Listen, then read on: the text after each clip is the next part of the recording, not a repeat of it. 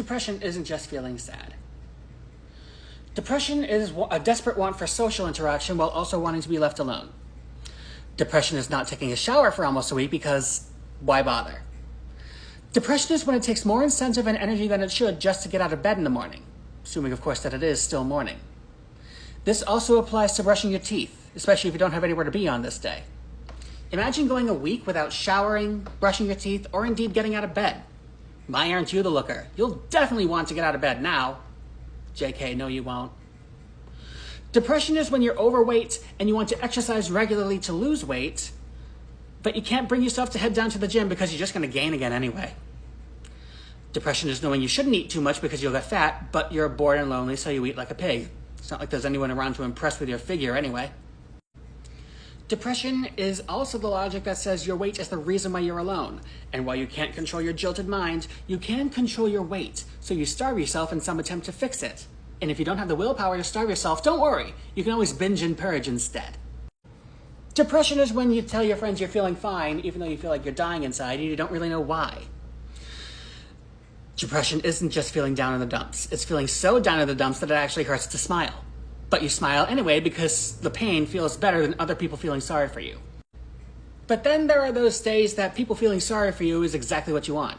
So you try to get people to feel sorry for you in some desperate attempt to not feel alone. But then you point this out to yourself and you feel like a hypocrite and you start hating yourself. You know, because you weren't hating yourself enough before. Depression is taking genuine offense over a family member voting for a politician who represents everything you stand against. Maybe because you're gay or transgender and the politician in question is an LGBT phobe.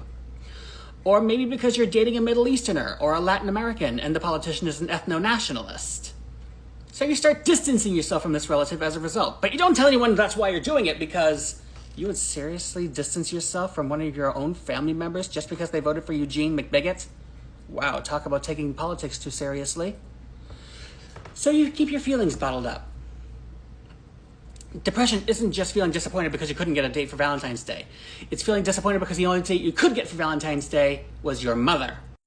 Depression is wanting to hang out with friends really, really badly, but for whatever reason, you can't bring yourself to go down to their houses.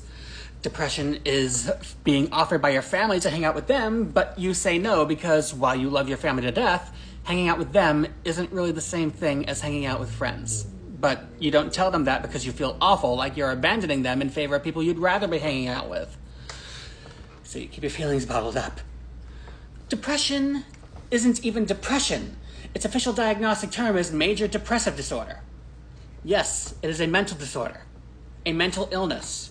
You are literally mentally ill. Depression is recognizing when someone just doesn't get that because you have depression, you just don't have a get up and go attitude. And there's no way you can psych yourself into getting one, though God knows you've tried. Equally moronic suggestions include, try going outside every day, eat more chocolate, watch a happy movie, or my personal favorite, try smiling more. Yeah, thanks for that one, Mary Poppins. I didn't think of that yet.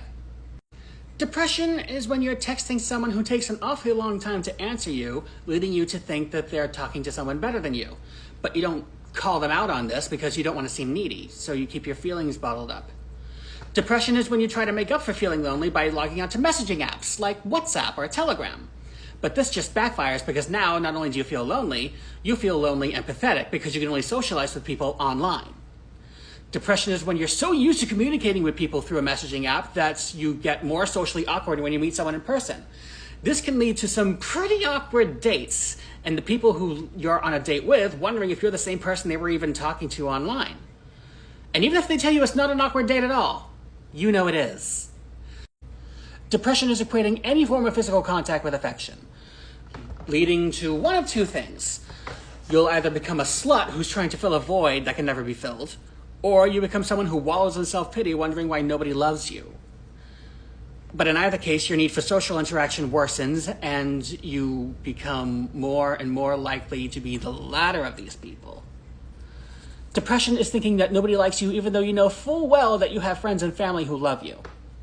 Depression is when you want to vent to your friends because your various negative emotions are building up and you feel like you're going to collapse under the weight. But you still remember that one friend who couldn't take it anymore and completely severed ties with you at a moment's notice. So to make sure that never happens again, you don't say anything to anyone, and you keep your feelings bottled up. Depression is when you dare venture out of your comfort zone and open that bottle of feelings by sharing vague depression memes and videos like this in some attempt to get people to understand what you're going through. Spoilers, some might, but most probably won't. Depression isn't just feeling sad. It's feeling broken in ways that make you think you'll never be fixed.